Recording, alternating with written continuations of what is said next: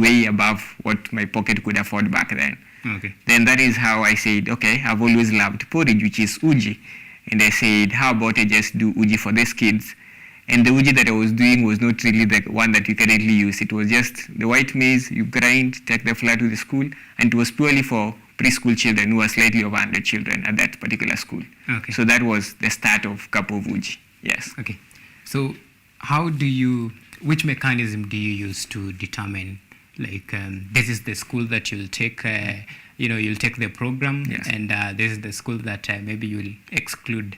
And so far, as far as, of course, the Cup of Uji is concerned, how many schools have you, reached so far? And in terms of numbers, how many people have you fed? Okay, so what it determines that is that most of the time you get a lot of people coming to your social media feeds and saying, there's this school that we feel might benefit from Cup of Uji.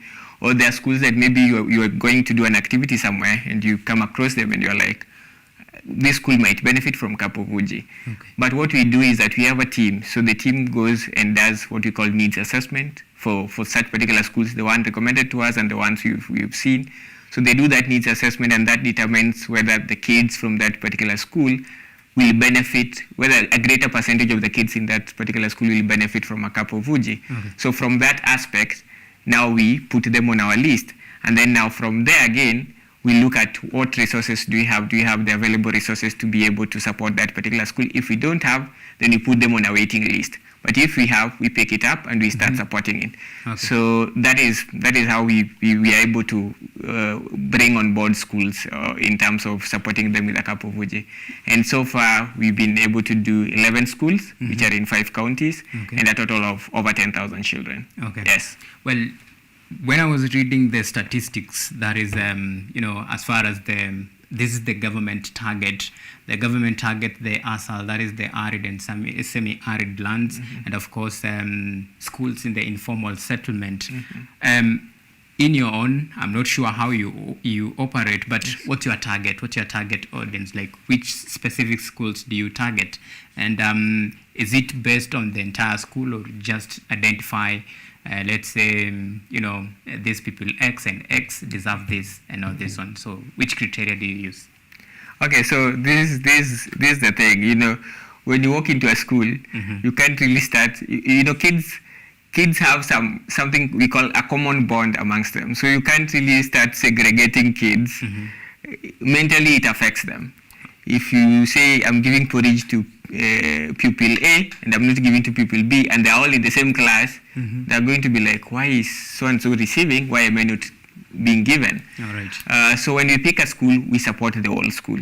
We focus mainly on public primary schools in 5 counties, that is West Pokot, Nairobi, Kilifi, Kajiado, and Homa Bay counties. Okay. So those are the counties within which Cup of Uji operates, and we specifically seek to support public primary schools, and not because it is easier, because they are more of like kind of structured.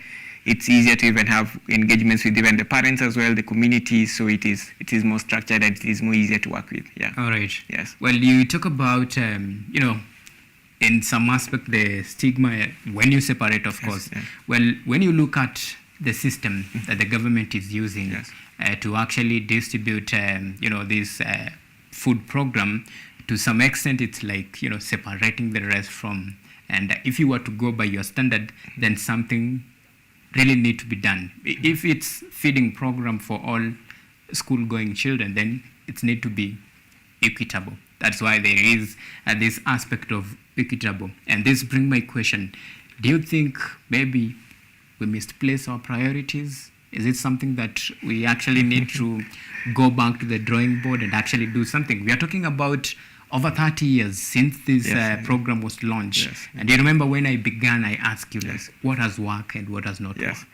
Okay, so interestingly, because I was also privy to that information of the government targeting 2.5 million kids in a country where you have over 8 million primary school children going to school in public primary schools. And so what I can say is that maybe what the government needs to do is maybe have all the stakeholders, all the people in the feeding sector, all the players in in the school feeding setup just coming on board, Okay. and then they need to do a needs assessment because like for all the schools, just see which schools really deserve to have this. But again, at the end of the day, when in reality, it is people have they call it the right to food. I don't know how it is implemented, but I know there is that in our constitution. You have a right to eat, you have a right to food. But at the end of the day, school feeding should be a government initiative. It should be all kids that are in public primary institutions should be able to benefit from school feeding. Yeah. Well, you are speaking to my curiosity, and I believe you're speaking to the curiosity of many who are watching us right now.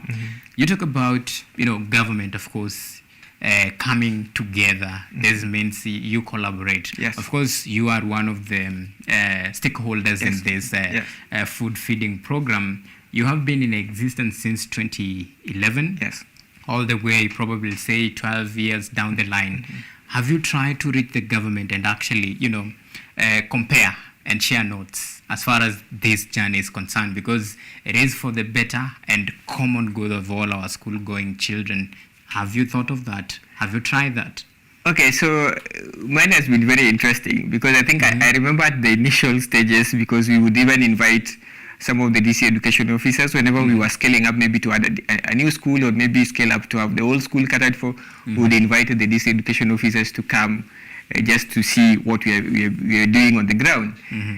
Now, interestingly, most of them would come with a long list of schools. They tell you these schools will really benefit from this. But you see, there is the whole aspect of it takes resources to even be able to feed, and it should also be a government responsibility at the same time. So I think that disconnect needs to be worked around so that we see how should the government come in. I would really love to see maybe elected representatives develop a bill and say, let's make school feeding a national policy. Let school feeding be a national policy driven from that angle, because with that it will be easier even for the government to allocate resources purely for school feeding, because right now we don't have really anything that you can say this is allocated for school feeding. What we have is allocations for maybe employing more teachers, but if you employ more teachers and the kids don't have anything, will they learn? So that's the other question. Well, Nairobi governor, that is Johnson Sakaja, Yes. of course, recently, I think it's just a couple of days, he launched the Hot Kitchen. And actually, this is an initiative that, they are rooting for it to be actually spread throughout all 47 counties. Now, this is a global initiative. I'm sure you've heard of it. Yes. Now, do you see a possibility? Do you, first of all, do you see it as, one of the game changer as far as, going hunger zero for school-going children? Do you think this is a noble initiative that you need to join hands and actually push the mantra? Yes, sure. It's something that I believe should be done, and it is good that Governor Sakaja is actually coming on board to try and see if this is something that can be pushed. But I'm only hoping that the implementation, it gets implemented. Sometimes we really hype some of these things, and then at the implementation stage, then all the noise dies. And then the kids who will be suffering. But these are our kids. This is our country. These are our kids. This is their future. So I wish that the implementation bit will go on. More stakeholders can come on board. More governors can come on board. Even the government, the national government, because you see, also when you go back to in terms of devolution, you realize that only preschool institutions, CCD centers are devolved, and not the public primary school. The public primary schools are still under national government. So it becomes also tricky. I understand it becomes also tricky for some of the governors because they are unable to allocate county resources to support a national government function. So if the national government can come together with, there is a council of governors, they can have maybe a round table, and then the stakeholders in the school feeding space, and then they have a common ground and say, let's implement this way and let it be for the betterment of our children, then that will be a plus. All right. How, one thing that it really, baffles me, and I'm actually, struggling to come to even get some clear answers. Of course, you have been running it. So why will it fail, especially when the government is You guys are there. What is this, the secret, the one thing that have really worked for you that maybe you think the government can borrow from you? What is that one success factor? Okay, I don't know. I mean, maybe I can say it boils down to also the management of resources. So once you get resources to do something, then I think that is why I was talking about the implementation stage. So the implementation is the most important thing. So we can really use very minimal resources to be able to roll out something like that, and it doesn't need to really cost so much for our children to really enjoy some nutritious meals in school. So it boils down to how we manage the resources that are given and trusted to us. So that is what happens. I think that would be the difference that is there. Yes. Yeah. Well, you are out there, of course, in the grassroots. Yes. Pale mashinani. What is the situation? Just how dire is the situation there? Okay, things are tough. Just to be very honest, things are tough because I remember recently we've been having more of community engagement and involvement with our feeding to the extent that we've been visiting the schools that we support, and then we have the parents coming on board. Now what we are trying to do is just to increase the accountability aspect around our school feeding and have the parents also engaged in every aspect of our school feeding. So what we have done is that we go to the schools, the parents have a meeting, then they elect 5 of them. Now the 5 of them, what the 5 do is that we just give them some instructions in terms of, we give them some forms. So Monday to Friday, because we feed daily Monday to Friday. So Monday to Friday, they say parent A will come to school on Monday. And then on that form they fill and say, today this number of kgs for porridge flour was used, this number of kgs for sugar was used, this number of kids were fed, this is what remained at the store. So that it brings a more accountable system in terms of what we are doing, because we cannot also always be there every day. But the parents, these are their kids, so that is part of also involving them and seeing how best can this work. So they have that level of organization. But when we were having those engagements, we were able to also witness what is there on the ground in terms of people are struggling, people are finding life is tough. Okay. Yeah, life is very tough. Well, talking about life being tough, among the key areas, the gray areas that have been highlighted, of course, this is the limitation that have, to some extent, hinder the success of this school feeding program. One of them is the rapid growing population, and then we have the change in climatic conditions, which is pretty obvious. Well, this is something that we'll have to, of course, live with it and deal with it for quite a long time. But we have to steer ahead this ship, of course, we have no option. We have to move forward. Well, even as we wind this, what is some of the recommendations that you will actually, of course, recommend going forward for those who are watching us, and even as you plan, of course, I'm believing maybe you will plan this, even as you plan to, network, compare notes with other stakeholders out there for the common good of the school-going children. What are some of the recommendations that you will offer, of course, that you think will be helpful as far as this journey is concerned, regardless of the challenges? Okay, so what I can say is that the government just needs to come on board and just have all the stakeholders just have a sit down, just have a conversation, and then they listen to the stakeholders. They listen. Okay, what has been your experiences in rolling out feeding in the various areas where you are running school feeding? What are the things that we can do better? Where can we improve? Because I know that is something that can go a long way. And then another thing, if the government can really develop school feeding as a national policy, that would be a plus. I would sleep a happy man knowing that all children in Kenya are enjoying school meals. And then again, there is the whole idea of partnership. If the government is also open to that, then they can partner with all the stakeholders. All the stakeholders can be brought on board. They partner. They see, okay, how best can we implement this? How best can we feed our learners? How best can we drive their education? How best can we also be able to just have them enjoying some nutritious meals? Because it goes a long way. According to at least WFP, they say, World Food Program, they say, for every dollar that is invested in feeding a kid, then $9 comes back in terms of economic empowerment for the community. So that it goes a long way. It is not, yes, it might be uji, it might be lunch, but at the end of the day, it has an effect on the community, it has an effect in the nation, so our GDP is able to grow, these kids are able to learn, they're able to pursue their dreams. So if we can come together, just partner, county governments, national governments, stakeholders, just have a partnership, even create a bill that have school feeding as a national policy, that would be a plus. All right. Yes. Well, of course, we are running out of time, but I must say thank you so much for making time. That is Francis Otieno Amonde, the founder and executive director, CAP of UJI. Thank you so much. Thank you so much. I hope you brought some few UJIs for us. Thank you so much. We'll talk about that one. All right, now we take a short break. When we come back, we'll be looking at, more stories, including sports news. See you in a bit.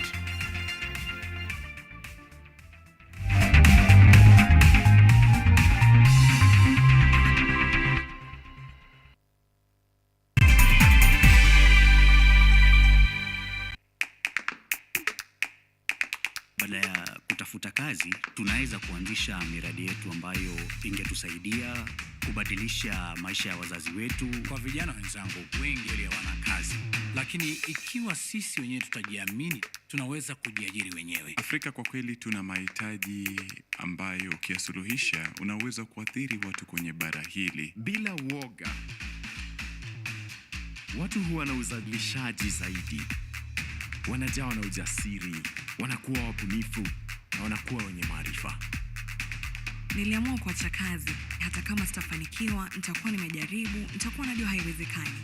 Hakuna kitu cha ajabu hapa. Kila anayepata ufanisi hufanya kazi usiku na mchana. Kitu kitakusukuma na kuwezesha kupata maarifa ambayo hukuwa nayo. Tunajaribu kutengeneza kitu kitakachopita mipaka ya nchi hii. Ikiwa unataka kubadilisha ulimwengu, anza na nyumbani.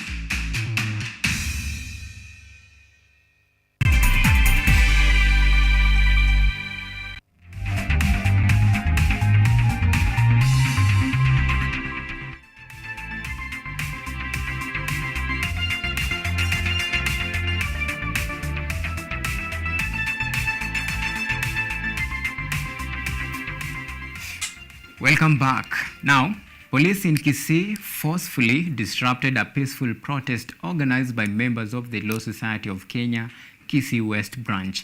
The advocates are demanding the removal of Land Registrar Charles Ayenda over the new but unwanted regulation he instituted. The demonstration, which started at the Kisii Law Court, turned chaotic when tear gas canisters were launched at the protesting advocate, causing a stampede.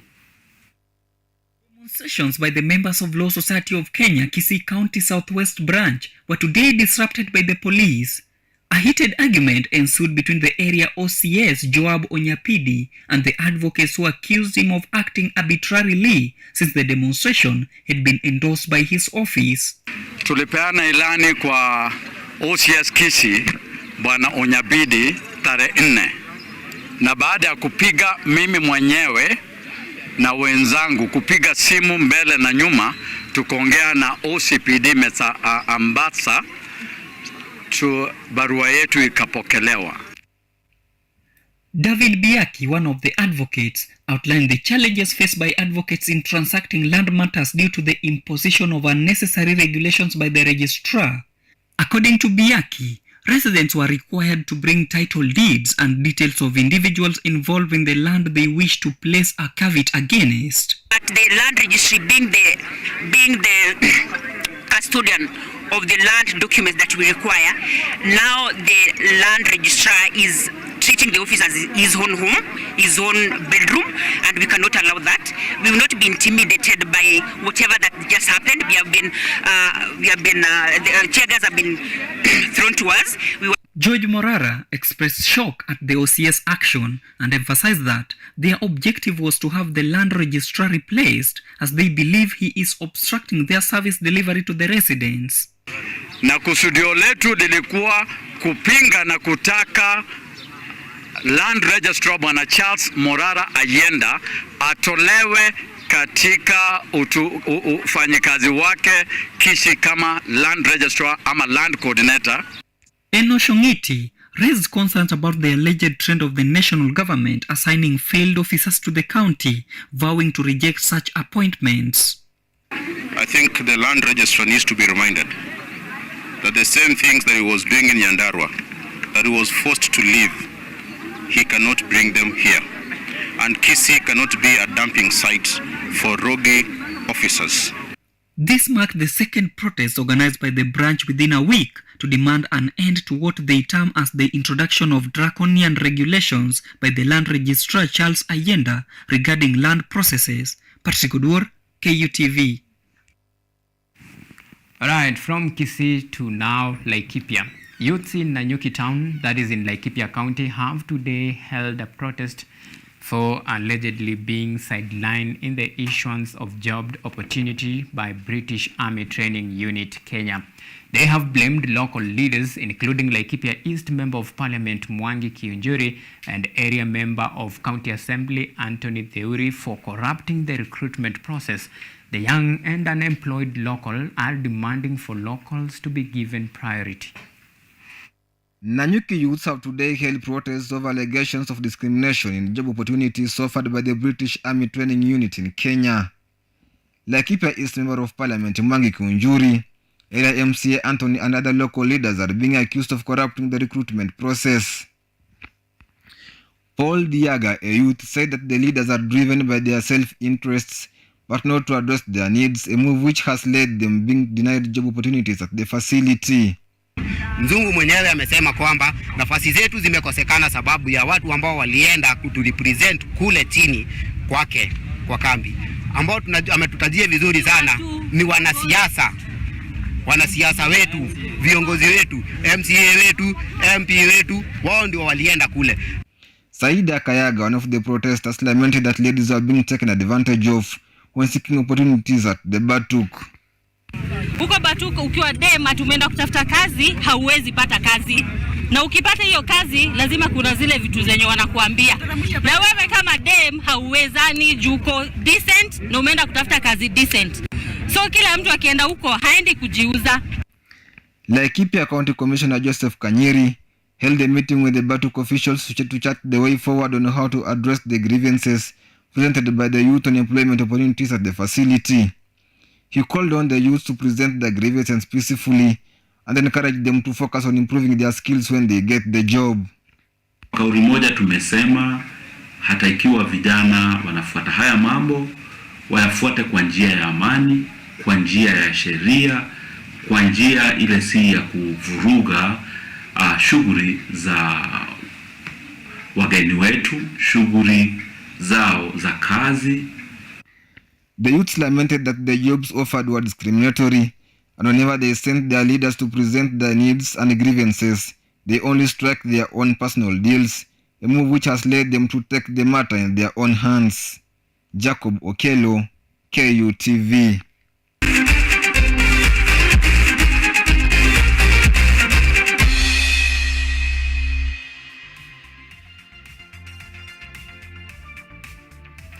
Right, it's time for the latest in the world of sports.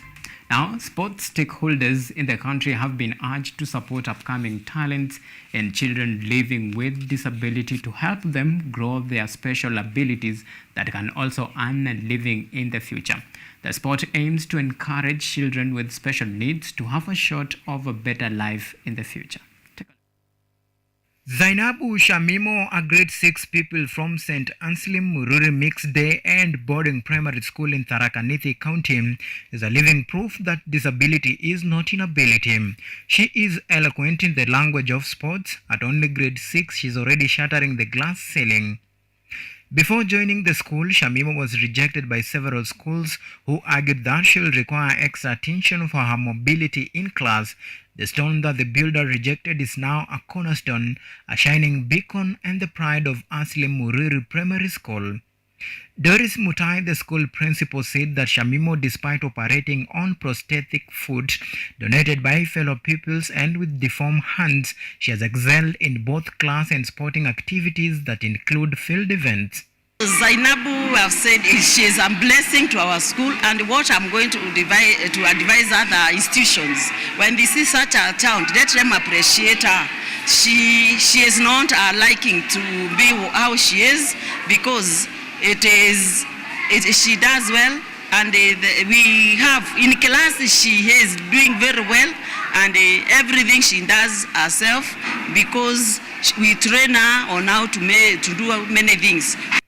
Doris has been part of her journey, and her appeal to the sports stakeholders is just simple. On the issue of sports and disability, we actually want to applaud and to really appreciate the government and also the world generally for recognizing these children with who have special ability or who are they are enabled differently. We are calling them they are enabled differently. Speaking after presenting a track suit during a prize giving at the school, Eastern Region Athletic Kenya official Stephen Jeru added his voice to Doris' sentiment. Mwalimu niliona anafanya vizuri sana na ofisi ya governor na governor mwenyewe na ofisi ya MP washikane wote pamoja na wadhamini ambao wanaweza kuja hapa kwa hii shule, wakuja watembelee hii shule, waone vile wanaweza kuinua hii shule, kwa sababu vile the steps ambazo mwalimu hatua ambazo amechukua katika mambo ya sport iko juu. The government has been lauded for putting effort in supporting children able differently by coming up with curriculum that is fit for them. Thus, private partners are also encouraged to chip in and give a lending hand.